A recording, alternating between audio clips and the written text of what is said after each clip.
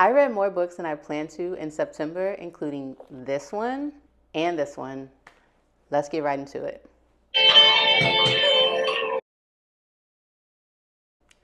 Hola mi gente, MsMalcolmHughes here. Welcome back. So like I said, for the month of September, I actually read more books than I told y'all that I would. And listen, some hits and some misses, but we're going to talk about them. So the first book I want to get into is Only for the Weak by Natasha Bishop. This book was everywhere. So hyped. So I was nervous, but what the book is about is we have a sister who is the ex-girlfriend of the groom and the sister of the bride. So drama already. And on the back, what it says is everyone knows her for that, but no one knows or suspects her to be the woman who's sleeping with the groom's best friend. So you know going into the book is going to be spicy and dramatic. And so we have them at this wedding in Tulum. They're there the week beforehand because they're all in the wedding party, so they're there to celebrate. Everyone thinks she's still hung up on her ex. Well, mainly her mother thinks that and is telling her sister that. But she doesn't want that man. They dated for a while. They had not great chemistry. It's one of those relationships where you stayed longer even though you knew it was done. So she's not sweating the fact that they got together. She thinks they're more compatible, and she's like, more power to you. Have fun. So she's dealing with the drama of her mother steady like pressuring this, and she just wants to like be free and have a good time. And in comes Rome. And so her name is Janelle. In comes Rome, and Rome has always kind of stayed away from her, and it turns out that he had his reasons from when she was dating his best friend for why he stayed away. They have this chemistry. They, do what they do. What happens in Tulum stays in Tulum. But they end up having this really good chemistry, and they decide that this is probably going to be, well, she decides this is going to be messy, so I'm only going to do this for the week. And he knows from day one that he wants more than that. And so that is a lot of the drama here, but also what I really enjoyed about this book is in addition to the drama with the relationships, you also had Janelle trying to figure out how to set healthy boundaries with her family, including her mother, her sister, and just being honest about what her needs and desires were. And Rome was there to support her every step of the way. I love that he was ride or die for her. He wasn't playing about Janelle from Jump Street. And she really learned, not even just through him, but he was a good example of like how to stand up for herself. And he was a great book boyfriend. And I mean that in the sense that the book boyfriend in the book read books with her and then became really into it. Isn't that all of our wishes? To have our partner love reading as much as we do, at least the type of books that we enjoy reading, and then you can experience them together. So this book, I actually ended up really enjoying it. Now, was it perfect the way that everyone was saying? No. It did have some flaws in the sense that initially it did feel like it was going to be a little cliche. And sometimes just the situations that would occur, and Janelle being so indecisive, and the fact of like, she's as if she doesn't see what's going on exactly in front of her, and that play with her ex-boyfriend, I could kind of see some of these things occurring before they would, or her like going back and forth would just frustrate me. I don't like when people pretend to not know what they want when they know what they want, or to be so gung-ho to an idea that you're about to ruin a possibility of something. But in the end, it all came together. No issues with the writing, no huge issues with the plot. Really enjoyed the characters. So for me, based on my scale of read now, read when you have time, or read if you want, and then the new one that I've kind of put in, which is read soon. So we have read now, read soon, read if you want. No, it's read now, read soon, read when you have time, or read if you want. This ended up being a read soon. Not perfect, like read now, drop everything, but like definitely put it on your TBR and get it off soon. So this next one, I'm not going to spend a lot of time. It was the graphic novel, A Parable of the Sower. The book is by Octavia Butler. This graphic novel is by Damian Duffy and John Jennings, and I liked it. Like, you're not going to get the same things that you get from the book. The artwork is nice. You're trying to compress an entire novel into a graphic novel, so you're going to lose some things. For me, obviously, the writing is more profound and prolific in the actual book, but the artwork here is nice. You still get the general gist of the story. You could tell it was a challenge of like what to leave in, the exact language from the book versus like paraphrasing or just like writing things in modern ways or simpler ways so that they'll fit into the graphic novel. And I do think that took away from it a little bit because the book is just so good. So for me, this ended up being a read when you have time based on my scale. So if you haven't read the book and you have no intention of reading the book, but you want something that's a little easier to digest, or you want something with pictures to give you more of a visual aid of what's going on, this is a good option. All right, so the next book that I want to talk about is Loving You Always by Kennedy Ryan. This is the second book in this series, in the Walsh Bennett series. And this book, we continue from the first book in which everyone has destroyed their lives. Because Karis and Walsh are in love with each other, but they choose not to be together because Karis is attached to Walsh's best friend to be married, and Walsh, though he would disrupt it, he respects the fact that they've decided to be together. And then we also have Walsh's cousin Joe, who is in love with Cam, who is Walsh's best friend, but is married to Karis. And so we pick up here, and we have Karis, who ends up in a horrible accident, something you learn early on, and her and Cam are not in a great place in their marriage. They're deciding that, Cam is deciding that he can't do this. He knows that she is in love with his best friend. He can't get over it. There's some type of speculation that he may be cheating. It's unclear. And he's like, how dare you accuse me of cheating when you don't even love me? You're not in love with me. It's a whole to-do.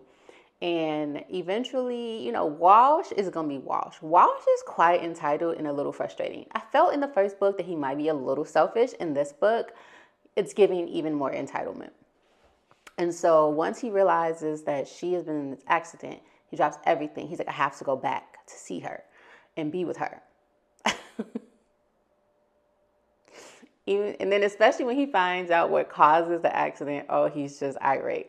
But as Kennedy Ryan says, all of her characters get happy endings. So in this book, we really get to see Walsh and Karis unpack their love for each other. My issue with this book is that, one, it felt rushed. Their love story felt rushed, especially when we had spent all this time building it up. I understand that, now we get our opportunity. Let's go, finally. But it felt rushed. I also felt as if Joe's character was doing too much. I didn't like the dynamic between her and Karis. It felt inauthentic. It felt like she was trying to step into Walsh's mother, Christine's shoes. And that didn't make sense for them. It didn't feel true to the characters. And then Cam in this, I actually felt a little sympathetic for Cam, and I didn't anticipate that. So that was good. Overall, the writing was good. Kennedy Ryan can write. Can't take that away from her. But like I said, it felt rushed. It didn't feel authentic to the characters. It just felt fairy tale-esque in an unbelievable way, and that really detracted from my enjoyment of this work. So I ended up giving this a read if you want. My least favorite book from Kennedy Ryan. Yeah. All right, next up, I have a little one, but a goodie. This is Pandora's Rhymes Reason by Miss Candice. This is a part of the Soul Ties series. As you know, Pandora's is a real place within that world, and we get Rhyme and Judah. So as the saying goes, everyone has a reason for why they go to Pandora's. Not what they write on their applications, but the real reason for why they're there. So we get Rhyme, who it turns out is unsatisfied in her marriage, her life, right? Nothing's wrong with it. It's just great, but she desires something different. So as you know, with Pandora's, you get these secret invitations, and she decided to take it up. She decides to do the full top tier option, so she gets to be whoever she wants. And so she does a play on it where she's not the dom, she's the submissive. But then you have Judah, who is a platinum star customer at Pandora's. So he ends up selecting her. They have their night together. They have their morning together. And we get to see that experience, and Judah's like, she's never gonna forget me. But then, you know, the next day, Rhyme goes back to her life, and we learn that the Rhyme story will not continue, but we will get more stories with Judah. And it was cool. Like, for them to have their moment in their time together, it was cool. It was cute.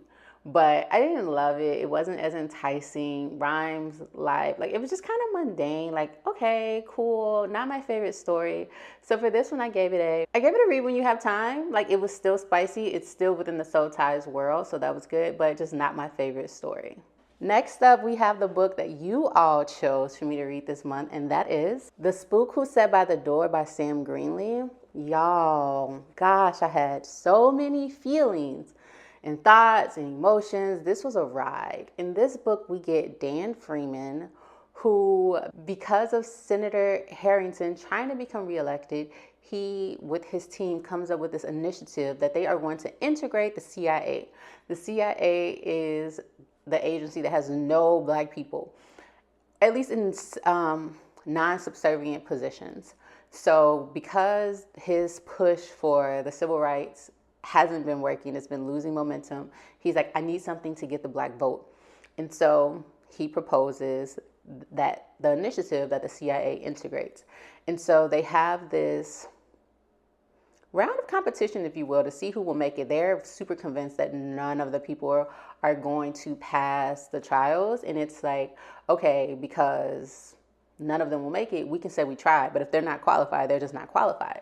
But in the end, Dan Freeman, which the name Freeman made me think of whether or not the Boondocks like had a play from this. It was just a thought.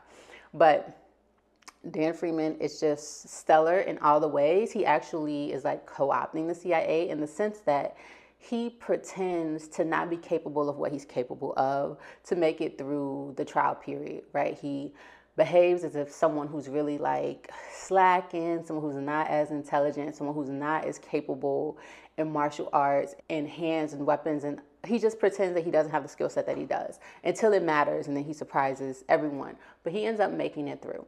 And the thing is, Dan Freeman is wearing multiple masks to the point where he has to check in with himself to make sure that he still knows who he is. And so that's like the first half of the book, right? We get to see him in the CIA years. He also is in New York. So that's why I say he's wearing multiple masks, because when he's in the CIA in DC, he's being one person. When he goes to New York, he has a secret apartment and he engages with a sex worker for this like long-standing relationship. And that's another cover because he has that there in case what he knows what happened was the CIA will check in and follow him, and he wants to make sure that story is consistent as well. But the mask that he isn't wearing, and the one that's truest to his heart, is that he actually wants to go back to Chicago and teach everything he has learned to the young men in the area in order to create this guerrilla unit, in order to actually like have guerrilla warfare on the government to take down the government. And that's what he's always hiding. But so that's a cover. But then he also has to cover this because he has a woman that he's been courting, someone from like back home where she comes to visit, and this is someone he would marry, but he's committed to the struggle. And so that's also another cover because he can't really let her see the true side of him that wants to have this guerrilla warfare. And so many masks, you're wondering if he's lying to himself or others, and has he worn so many masks that he's incapable of connecting with himself? There's all of this grappling, right? So that's kind of like the first half of the book, or the first quarter. And then we get to Chicago. He decides to leave the CIA. He has all these intense moments with Black folks where the different masks are coming off and he's revealing part of himself. Interesting stuff. I really enjoyed this part of the book. Then he goes back to Chicago as like a social worker, leading these social movements. He's like, he's going to go back, work with the men in the community. He ends up co-opting the Cobras or infiltrating the Cobras. They know who he is. He doesn't become a member, but apparently in his former life he had been. And so there's like a respect there, and he's basically spinning game to them like, listen, we could do this thing. There's another way, right? We can help our people. You are already this mobilized unit, and I can teach you what you need to know to take down the government. This happens, right? He's training these young men. He has this whole ploy where over time, it's as if they've become drug addicts and they have fake needle wounds and things along those lines, so that those in power think that they have been immobilized and they're no longer any type of threat. And this is all a part of Dan's ploy. We don't really know when he wants to kick this off. He knows that it will happen. He's waiting for some like powder keg moment to ignite everything, and eventually they get it. And there are riots in Chicago, and this is the moment that like incites everything else. And then we get to see Dan's plan come into action. And I don't want to tell y'all too much of the ending, but there's like a catch in the sense that these folks ain't loyal, okay? And so he ends up being brought down by someone who's scared of change. And the ending was still beautiful in the way that it all came together. We like to imagine, or we are told, that these great things happen because of this plan that he's put into place. And we get to see the impact of it in Chicago and other major cities. But just like Dr. King, it's kind of like, but I won't be there. I'm moving to Canada. If you watch the Boondocks, you know. That was my show back in the day. At least when Aaron McGruder was a part. I stopped watching after that because it was just a disrespect to the legacy he had created. But neither here nor there. So this book was essentially that, right? It's supposed to be a satire on revolution, but I don't feel like it was satirical. In many ways it was, but I also do feel like it came from a very deep like longing within Sam Greenlee, who himself was actually a part of the CIA for a number of years, and he writes from a lot of real experiences that he's had. And that's a little bit of my problem with the book. The way that it is written, sometimes it works and sometimes it doesn't. It's written in a very direct way. It feels almost bureaucratic in the writing. As someone who has to deal with bureaucracy and read a lot of those reports, it is written in that type of way, just very direct. This is what happened. This is what happened. And a lot of the times he tells us instead of actually showing us what has occurred. And I didn't like that. Where this book shines in the writing is when we have those scenes where we're actually getting dialogue and we're actually seeing it play out. But those areas where he's just like gap filling and telling the story, it suffers because the writing isn't strong in those ways. So that for me was taken away from it. What actually brought this book together for me was, one, the ending. And I say that because, well, two. One, the scene when he's back in Chicago and he's training them, that was exciting. But then there was a little bit of a lull with the writing that I didn't love. But then the ending, the way it came together, I found myself actually shedding a couple of tears at the end of this book. And I did not anticipate that. Like, I did not see that coming at all because of my frustrations with it. But overall, I think that Sam Greenlee did a really good job of weaving the story together and telling the story of someone who comes from the urban community, infiltrates the CIA, learns what they're teaching, goes back to his community, teaches them how to then take down this system. Now, it does make me ponder on Audre Lorde. Can you actually use the master's tools to dismantle the master's house, right? But that's what we have here. And it is without flaw in the sense that he never faces like significant pushback. Other than the CIA, when he goes back to the community, he never has significant pushback. Everything flows seamlessly until the very end. But at that point, it's too late for it to happen. It's very idealistic. If it were only so easy. If it were only so easy. So overall, I did really enjoy the book, the way that it all came together and what he was trying to do. I think the messaging and what he was trying to do, brilliant. The execution, pretty good. And with that, I ended up giving this a read soon. I thought it was going to be a read now. So it surprised me. And it was going to be a read when you have time, but the way that it all came together pushed it back up for me, and it ended up being a read soon. So the next book that I want to talk about is On Us 3 by Nina. And in this book, we get to see more of and learn more about Oceana, which is Lake's mother, the story of Moochie, which everyone up until this point has believed to be Lake's aunt. I won't spoil that reveal. You get that a little bit at the end of book two too, but we get the full story here, and we do get more of Hassan. And so here we have Lake working on his relationship. We have Avant trying to figure out what he's going to do between him and Ivy. We get to see Dim and his struggles. Like, everyone's trying to figure out their relationships. We get to see Sav. We get to see a little bit of Rec. Rec ends up getting his own book, but we didn't get a lot of him here. But we do get a lot of the brothers. But the big focus here is on Lake and Lake healing. And because Oceana is finally ready to like be there for her son, be what she needs him to be, we see her trying to get clean, and she does reveal the truth to Lake. And so we get to see them struggle through that. We get to see sessions with therapist Pi. We get to see real struggles revealed for the characters that we've known to like, that we've grown to know and love. And so here, I thought that it was beautiful how it all came together. The reveals were revealing in the sense that I don't feel like you saw it coming. It was like, what? That's crazy. But the beauty here is that we got to see them having fun. We got to see them being luxurious. We got to see them leveling up. But we got to see them struggling and really striving here to like actually be in good places. We got to see Lake, someone who is so reserved and guarded from everyone, even his brothers at times. We got to see these real challenges be faced head on. We got to see him and his mother try to heal and understand that it won't be perfect. Oceana is a whole fool. All of us know someone like that. And the thing is, in this book, I hated Hassan. I still want to read that book. I'm still hoping Nina will sell it again. But we got to know more about Hassan. And Hassan really reminded me of like those old school pimps. Depending on where and how you grew up, you know someone like a Hassan. But his ending, it was sad. And usually they do have really sad endings when it's all said and done. But I think that we got to learn so much about those back characters, and we got to see how that has impacted our Porter brothers. And we got some conclusions in this book. We needed conclusions, and we got them. And this was my favorite book in the series so far. I loved how it all came together. Loved the writing. Like I said, we got to see Nina grow and evolve as she's writing the series as a writer. So good.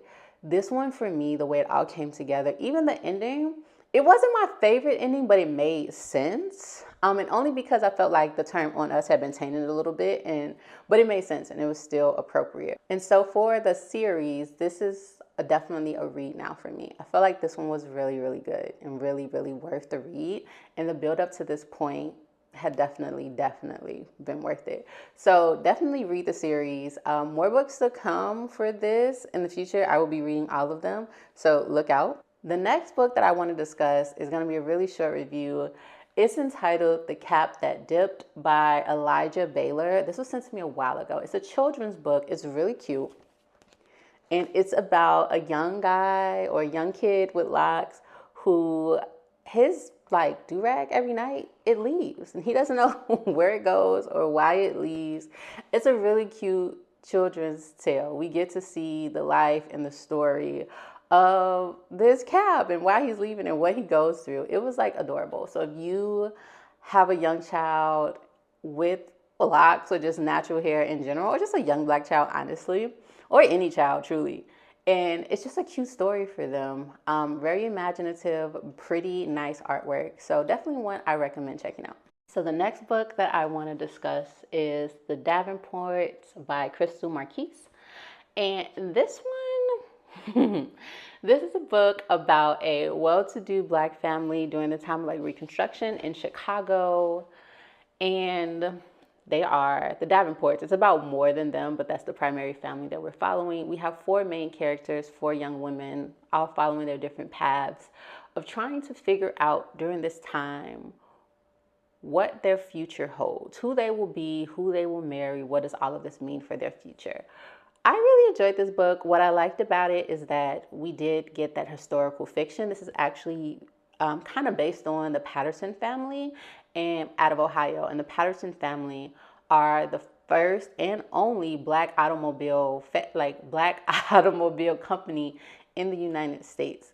And so at the time they were creating horse and buggy carriages, and then eventually they evolved to creating buses and things like that. That's the real family before it ended up going under after the Great Depression. But here we have that same premise, except they're in Chicago.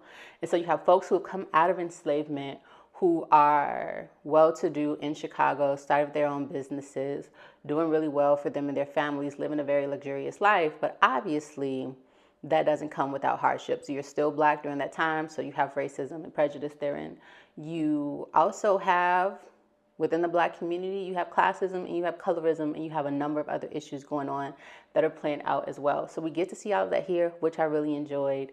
But the main premise is also these young women trying to figure out what it all means. So we have the eldest sister, Olivia, who has been really brought up, and she's at the stage now where she is to wed. So she's looking for a suitor. She meets someone and she really likes him, Mr. Jacob Lawrence. And she really, really likes him. They're hitting it off. However, he has better chemistry with her little sister, Helen. So obviously, drama. We also get Olivia's best friend, Ruby, who is in love with Olivia and Helen's brother, John. She's been infatuated with him all the days of her life, but John is attracted to Amy Rose, who is their young maid and housekeeper, who came to them from a young age with her mother from the Caribbean, and she's been there her entire life. However, she is biracial, and people judge and look down on her for that. And John really likes her and wants to be with her, but because of status and because of heritage, his family is like, try again. But then Ruby is off on her own journey and ends up falling for someone else who her family is like, no, not him, because he's new money and he's also biracial. So the play on like being biracial and the impact and how it was judged in the Black community, really interesting. You can see how that changes and evolves over time. But Helen is also the little sister. She's also someone who's very headstrong in the sense that she wants to be a part of the family's automobile business. But obviously John has been groomed for that. Her father doesn't want to let her do that. He just wants her to go off and be a young lady and get married and do all of those things. So we get to see all of that playing out here. What I loved about this book, in addition to the storylines, in addition to like Black wealth and luxury and getting that perspective, is the writing. It was so beautiful. So many times there were lines I was like, oh, I love that. I felt like they were beautiful and accurately captured the emotions of the moment. One example is afraid to hope but willing to take a chance. And in that moment, it just perfectly captured exactly what was happening so succinctly. So I really, really enjoyed that about this book. What was a little frustrating for me is the back and forth. I felt like every time I got hopeful and I was like, ooh, this is going to work out, it was like, boom, disruption. And it was just like, at one point towards the end, I did find myself to get frustrated because I was like, is it going to happen? Is it not going to happen? One person did get their happy ending, and I was like, thank God, because I actually really ended up becoming invested in that character. When I started out, I did not know which character I would become invested in. I was like, okay, like we're going to see where all of these go. I thought I was really going to become invested in Helen, and that is not the character whose storyline I ended up loving. I ended up loving the one who got their happy ending in this book.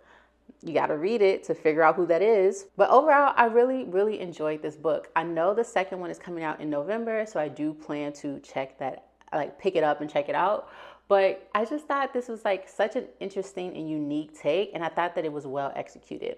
So on my scale, I ended up giving this a read soon. Obviously some flaws and frustrations, so it wasn't a read now, but definitely read it soon. Okay, and the last book I read this month I read in the month of September, is Love After Midnight by Sister Souljah. I have so many thoughts. Okay, so in this book, we get to follow and continue the story of Winter Santiago, and this is after she has been shot and woken up from the last book. We learned that in the last book, and now we get to see her living life. She's gone through PT. Initially, it's not clear how much time has elapsed, but she's gone through physical therapy, and now she is continuing with the show, and she is living in the compound of her sister Porsche and Elijah, and she's trying to figure out many things. She's trying to figure out who shot her. She's trying to figure out who she'll be with. She's trying to figure out if she's going to lead a pure life, but not really. So let's just get right into it. Sister Souljah, in this book, we get to see Winter, and initially it's not clear what's going on. She's in this club. She meets some woman super randomly. It seems as if we're back in the early 2000s. This is supposed to be around 2011 in the book, and they're both like the two baddest women in the club. They end up going off together. Winter pops a pill. She's not sure what's going on. She loses the entire period of time. And then she wakes up the next day. She's supposed to be doing stuff for the show, working with the network. She's also like having contention with her father, who's now her manager. There's just so much going on. I felt like there were different storylines. We get an invitation from one of her little sisters, Mercedes, who's getting married off in the UAE with Midnight. Gets this beautiful invitation. Winter is just being a top tier hater. She's in competition with her sisters. She's in competition with everyone around her. She is envious of Porsche. She likes Elijah, the type of guy that she would date, but she says she would never do that to her little sister, but it's not clear because she kind of wants to. And so I felt like there were too many things happening at once that it felt disconnected. So as the story progresses, there's no clear cohesion. We're seeing Winter be over here. Then she's in Las Vegas with this chick. And then the guy, Bullet, is stalking her. And then Bullet is no more. And it's just chaotic and disconnected. I felt like that. I felt like there were loose threads. So when we got the parts about Ricky, those were the clearest. Those were nice to read. I loved learning or seeing Midnight's sons. But there were just so many things happening to Winter and so many choices that Winter was making that it wasn't always clear what's going on. It felt like there were multiple stories that had been compressed into one. I actually felt for a long part of this book that this book had been written before the last book, and then she got like some inspiration for that book and put it out instead. So I feel like she came back to this one, made some changes and updates to make it all work and come together. And maybe that's not the case, but that's very much how it was reading. I also felt as if in the end, Winter does find love. And then the way that it's just like disrupted isn't clear, doesn't make sense. Sister Souljah, again, was trying to send a message here, and I'm not mad at the message, right? About the choices that we've made as a community, where we are, very much about influencer culture as well, very much also about like rap and the murders of young men. We like all of these things. That's what she's speaking to here. And so the messaging I wasn't mad at. I just felt as if, one, this didn't feel like a continuation of the last story. We had tidbits of Winter like recollecting what had happened to her. But based on where she stood at the end of that book, it didn't seem as if she had learned any lessons here. And obviously, sometimes when you're trying to transition to a new religion or just a new understanding or way of life, you can relapse, right? It can be hard and it isn't a perfect or seamless or journey. But there was just so much going on here that it just felt like we got the Winter before all of that. Like, this book for me would have made sense before that, and then that could have been the resolution for this one. We also, like I said, Winter was on this journey to figure out who shot her or who killed her, because she's like, I died. We get that information. She finds that out. Nothing happens with it. It's just, I couldn't. I wanted to so badly. I just couldn't. And I hate to say it, but I think this is the last time I'm going to pick up one of these books, like as soon as it comes out, or just like that I'm trusting her as a writer, because it feels as if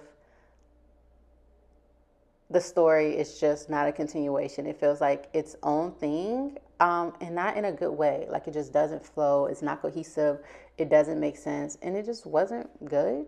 And so on my scale, I ended up giving this a read if you want, and definitely a read if you want. It was a lot. It was interesting. It wasn't very good. I often feel like, why am I reading this? But yeah, so those are all the books I read this month. A good list. Overall, pretty good reading month. I'm not mad at it. More book reviews to come. My October reads are already up on the channel, so check those out. Those seem to be fun. I've started a few of them, and so far, pretty good reading month. But I'll keep y'all posted and let y'all know how everything goes. Hopefully you all are doing well, taking care of yourselves and each other. As always, let me know what y'all are reading in the comments below. Let me know what you want to see me read. Until next time, I'm MsMalcolmHughes, one who believes that books are sometimes better than people. Please remember to give time, to be kind to each other, and to have the very best day of your life on purpose. Peace. O dabo. Adios. Ciao.